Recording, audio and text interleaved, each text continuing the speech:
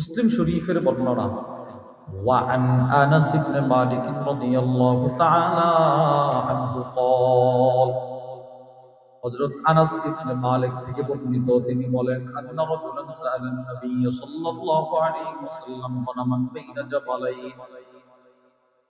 হযরত আনাস ইবনে মালিক থেকে বর্ণিত তিনি বলেন এক ব্যক্তি নবীজির দরবারে আসলো, এসে বলতে লাগলো, ইয়া রাসূলুল্লাহ,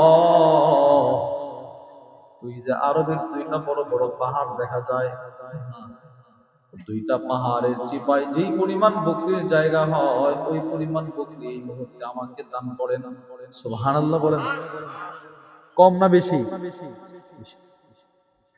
সাহাবারা সকলে আশ্চর্য হয়ে গেল, কিরে এই মুহূর্তে নবীজি এত বকরি তাদেরকে আসলে দান করবে? হযরত আনাস ইবনে মালিক বলেন, আমরা তাকায় দেখি নবীজি তাকে ওই পরিমাণ বকরি দান করে দিলেন।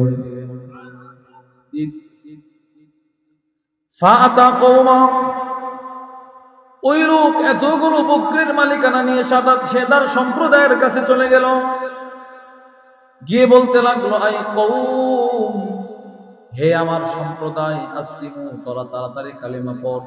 কেন রে? আল্লাহর কসম, ইন্না মুহাম্মাদ লা ইউতি আতামা ইয়াখাফুল ফাকর।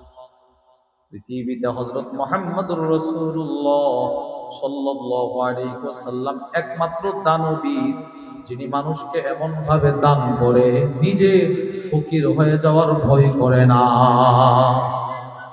নিজের কিছু নাই, নিজের যে সবকিছু শেষ হয়ে যাইতেছে নবীজিটা জীবনে কল্পনা করতে, নবীজি এইভাবে দান করতেন। আরে দান